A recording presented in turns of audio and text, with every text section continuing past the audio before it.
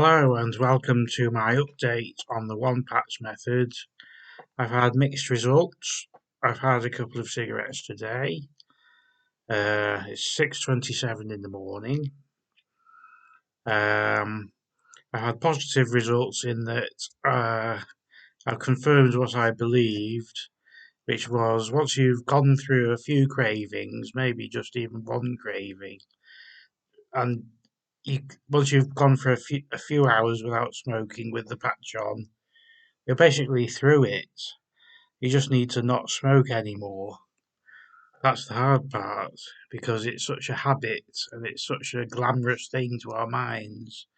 We think, oh, a cigarette would be so nice now, but it's not the same as a physical craving. The physical cravings after a few hours have gone. So the physical craving is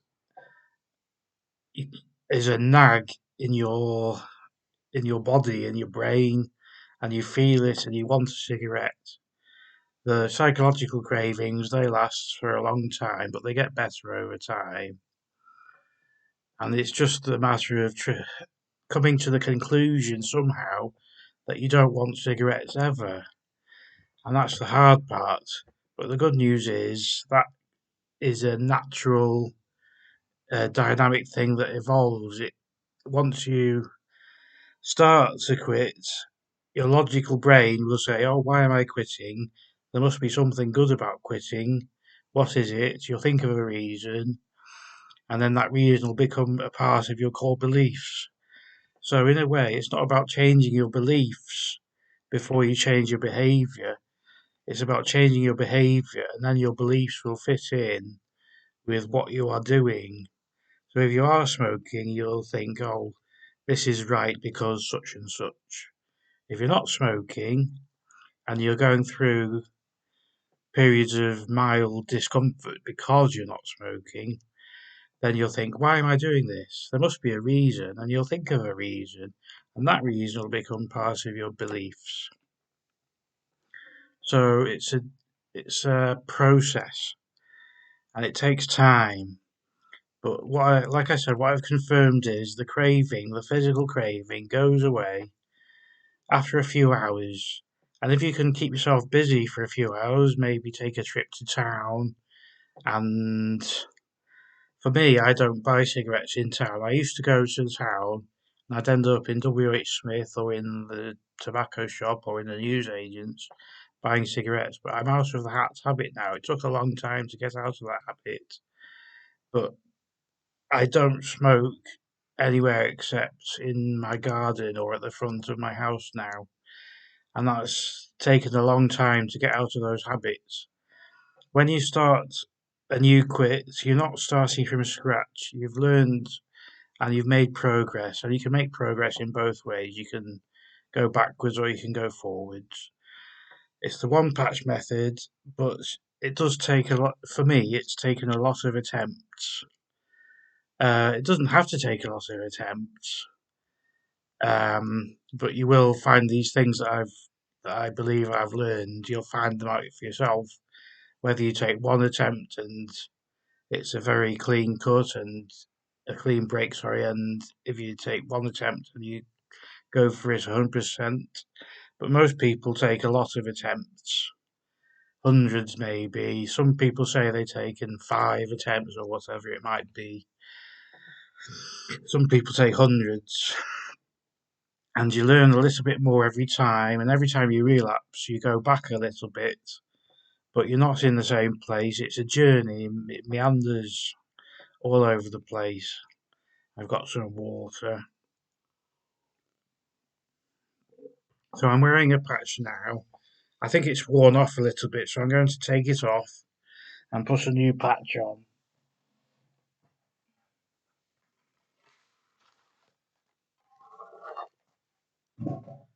And because my last cigarette I had a few hours after my patch was put on by myself, of course.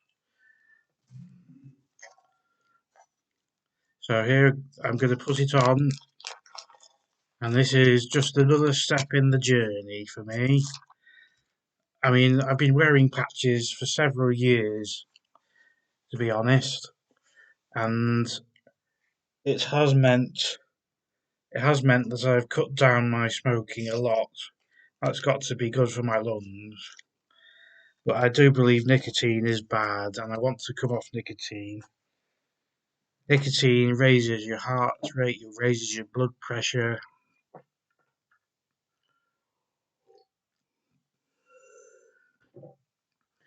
Smoking and vaping, I believe, are bad in different ways.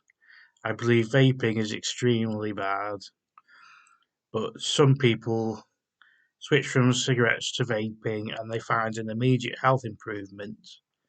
I believe that vaping is just bad in different ways. If you vape for many years, you'll suffer, particularly if you're like me and you vape almost constantly when you're sitting down at your desk or in it. Vaping is too easy, and you just have no limit on the amount of nicotine that you're getting because it's so nice. You get the nice flavour, you get a nice hit, and they have salt nicotine is basically what they do to drugs when they freebase them to make them stronger and more potent and to an addict they give you a nicer high. You can freebase cocaine, I believe. You can have is that crack cocaine? I think that's crack cocaine. Obviously, a lot worse than normal cocaine.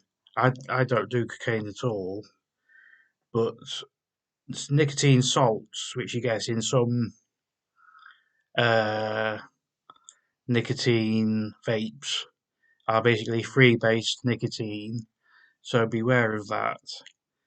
Uh, it's it's nicer because it's more addictive and it's more potent. That's just an aside. I haven't vaped now for a year or so, and I only did it a little bit then. But the temptation is, once you put the patch on and you stop smoking, you think, oh, a vape would be interesting or positive, but it's not positive at all. It's horrible.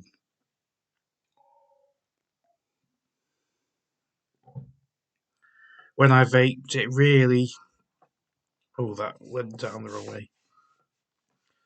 It really gave me acid reflux. A lot of people my age or older will know what acid reflux is like. No one ever talks about acid reflux, which is also known as GERD or uh, hiatus hernias. You get stomach acid coming up into your mouth, particularly when you're lying down, and it's just no one says if you smoke this will happen, but it does, and it usually happens to smokers and ex-smokers, and it's really unpleasant. It's really bad. And with vaping made that happen with me. I smoked for a few years, then I vaped for a few years, and then I got the acid reflux. And it also makes your heart race, the vaping, and as does all nicotine, but it's not good for your lungs. I smoke and use patches now, but when I was vaping, I had a noticeable wheeze, and that's from the vaping, not from the cigarettes. A doctor would probably say, "Oh, that's from the cigarettes that you smoked before you vaped," but that's just nonsense. Vaping is terrible. So don't put on the patch, quit, and then be tempted to pick up a vape. In this country and in most countries, vape advertising is legal, which is really bad. They shouldn't allow it. And another thing I want to mention, just as a complete aside, when you see on the Formula One and on the TV adverts for alcohol free drinks, like, I don't know, Heineken Zero or whatever it might be. I'm sorry if that triggered you to get an alcoholic drink. I'm a teetotaler, but that's a really sneaky and way of advertising proper Heineken, and it shouldn't be allowed. Or whatever alcohol brand it might be, they're all rubbish. They entice you with their special lettering and fancy glasses. Alcohol is a poison, nicotine is a poison. I'm very anti-drug. I don't believe in taking drugs. I've tried to quit caffeine. I just had some green tea because I read it was good for inflation, and I've been having a bit of arthritis in my fingers. So I had some green tea and some sardines on toast. I might avoid the green tea because it does have caffeine. Um, so my finger is actually feeling better now that I've had the anti-inflammatory foods. Maybe that's just a psychological effect. But you've got to eat healthily, or else your body will get bad as you get older. And if you're in your 20s, look after your body, get into good habits. That's the key thing. If you might think, oh, I don't need to brush my teeth twice a day because I'm young, but that'll carry on into your 30s, into your 40s, into later life. Get into good habits now. Whatever your age, get into better habits, and that's what smoking is. It's all a habit. There's a physical craving. We're getting rid of the physical craving with the patch, and as I say, you can smoke for an hour afterwards. And if you because the patch is stronger in the first hour, obviously the patch wears off over time. And if you smoke in the first hour, the nicotine in the cigarettes will be inconsequential because you've got all the nicotine from the patch. So you'll be smoking a cigarette in the first hour, and you'll notice, oh, this isn't doing much, and you will you'll think, I'm only going to have half of this. I'll throw it away, and that sort of puts a subliminal, if that's the right word, a message in your head. Cigarettes aren't that important. They don't do anything, and that's how actually some quit smoking medication works. I've forgotten what it was called now. There's different types. There's medication you can get which stops cigarettes having any effect. And I tried this medication, but I had terrible stomach pains, and I also didn't like the way that cigarettes weren't having a positive effect on me, which was a bit. I wasn't in the right frame of mind. I still enjoyed the hit that you get from a cigarette, and you do get a hit followed by a low, which is the same with all drugs. If you take it, you get a high. If you take caffeine, you're awake for a few hours, then you slump and you're super tired. If you take alcohol, you'll feel good for a few hours and bad the next morning, unless you keep drinking forever and ever, which is what they want me to do with my antipsychotics, just take them forever and ever, which I think is a terrible mistake. But that's another story. I don't want to get into a rant about that. This is supposed to be a motivational video. I'm I've put the patch on. I'm going to have a cigarette. I probably only have half of it because, like I said, like I've explained, it doesn't have an effect in the first hour. And then I'm going to keep busy, and that'll get me through the key 5 or 6 hours that you will have a few cravings in. And what I have discovered, as I tried to say at the beginning of this video, the one patch method, it does work. This is just what I've found. I'm not backed up by medical trials or anything like that. You put the patch on, you leave it on for a while, and then you don't need nicotine anymore. Let it run its course, let the patch fall off, let it run out. You don't need it, but you just think you want it. Excuse me. It's all about the habit and the psychological brainwashing. Excuse me.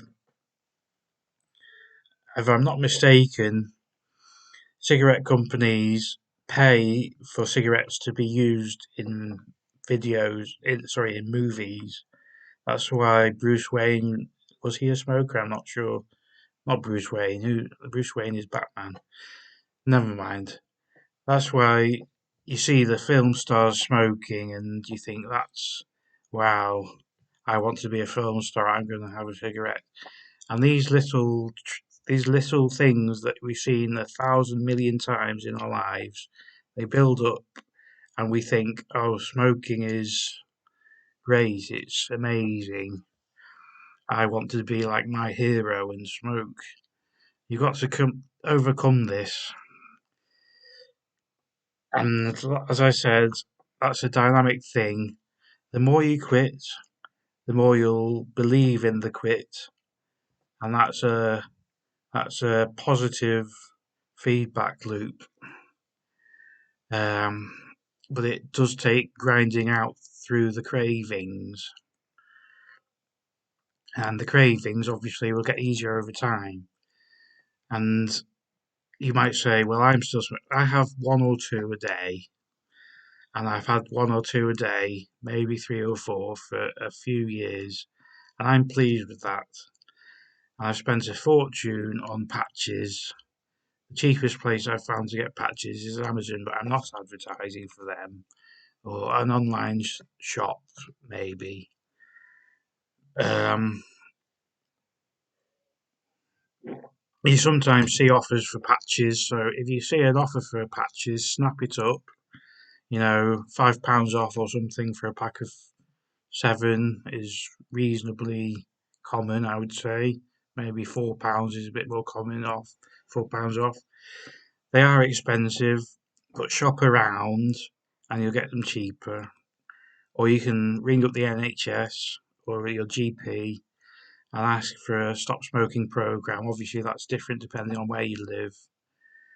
I've been through several of the stop smoking programs, and I've always found that I start off well and tail off, and it's the habit that gets to me. It's the brainwashing.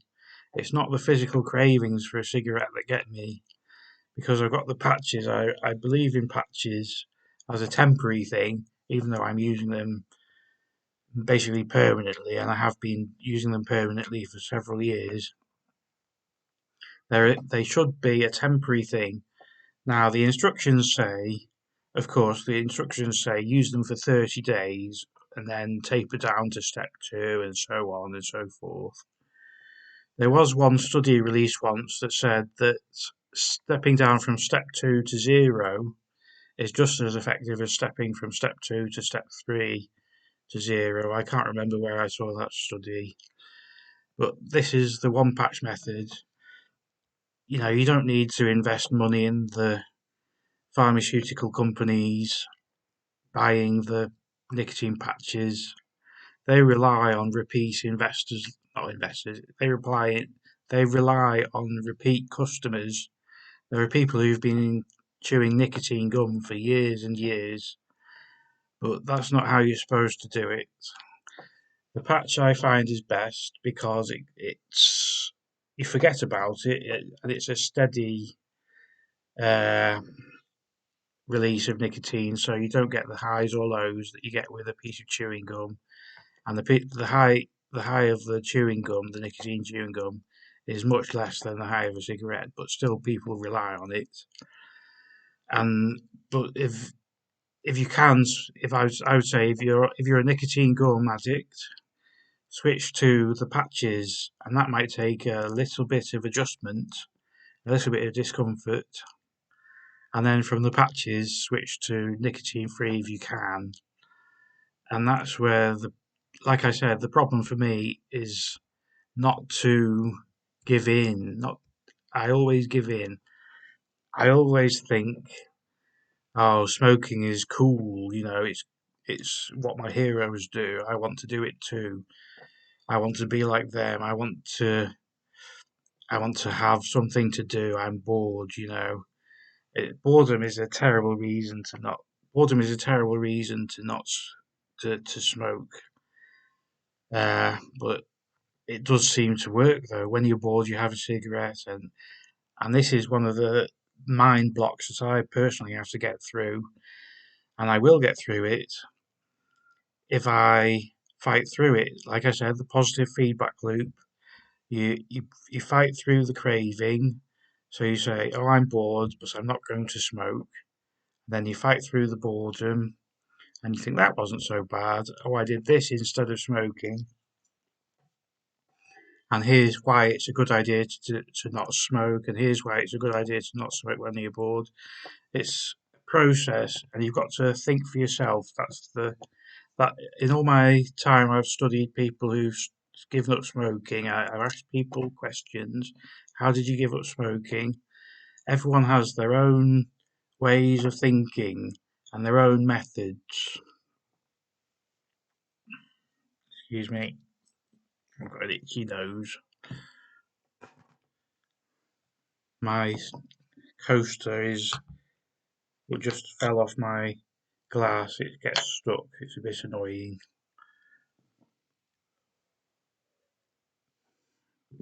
I've got a glass of tap water. Water is very good for you. I read a doctor's piece of advice that you should mostly drink water, and I think that's a good idea. I might try that. I do enjoy water. If you get in the habit of drinking water, then you really look forward to your glasses of water, and it's great. But I'm 39 now, and I'm determined that my 40s are going to be the healthiest decade of my adult life. I'm going to lose weight, this double chin, and I'm going to go to the gym. I've been going swimming for years, and every time I go swimming, half the time the pool is too full of people. I went last night and it was full of people, so I just had a sauna. I've got to get into the habit of packing my gym bag and going to the gym because the gym's always available. It doesn't shut for whatever reason they have to shut. Oh dear, excuse me. Uh, uh, the, so the gym is the way forward for me, and just keep on with the little things. Have some sardines. Don't have a diet coke. Have some water instead.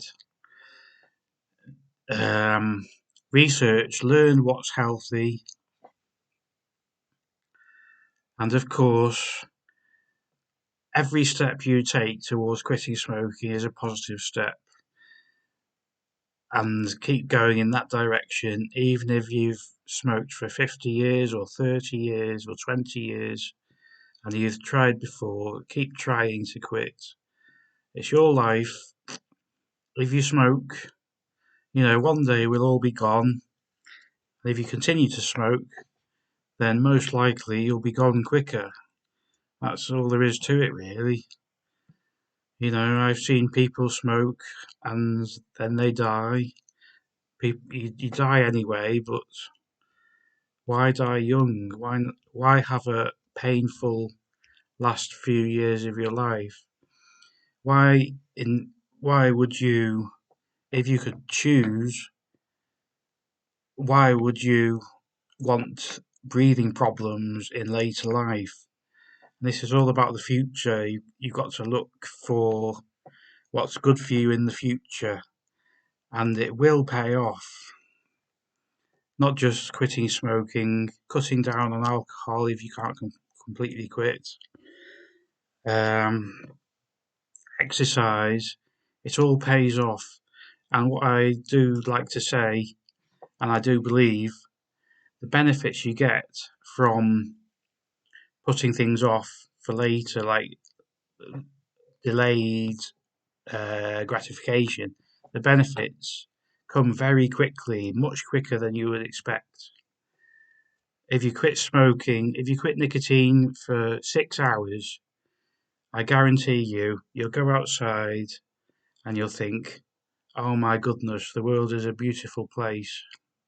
That's what you think. If you quit alcohol for one night, you'll wake up feeling fantastic and you'll think, maybe you didn't have a good night's sleep because of the alcohol withdrawal, but you'll still not have a hangover, and that would be great. Whatever it is, if you do some exercise, if you go to the gym, guaranteed within 2 hours, after you've been to the gym, you'll say, "Oh, I'm so glad I went to the gym." These benefits that you get from positive changes to your health, that it's not all about the distant future, decades in advance. You get benefits straight away, or almost straight away, and that's the key thing. It's not. I say straight away. It's not straight away because you're getting the pain in the present moment. I want a cigarette, but I'm not going to have one. That's discomfort. But just wait a little bit and go through it. The rewards come much, much sooner than in 10 years. They come today. And I'll leave it at that. I've gone on for quite a long time. Thanks for watching. Bye.